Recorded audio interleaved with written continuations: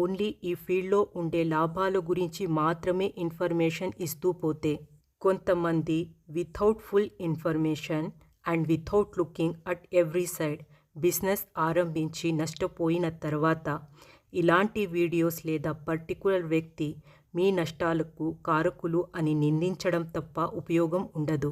ప్రతి ఒక్కరూ తమ స్వంత ఇష్టానికి యజమానులే. పూర్తి స్పృహతో నిర్ణయం తీసుకోండి. ఈ ఫీల్డ్ ఎంచుకునే వారికి మరో బెస్ట్ బెనిఫిట్ ఏంటంటే, మొబైల్ లేదా ఎలక్ట్రిక్ ప్రొడక్ట్స్ లాగా కంసుపిట్ట మోడల్ మారదు. కాబట్టి డిమాండ్ పెరగడం తప్ప లోపించడం ఉండదు.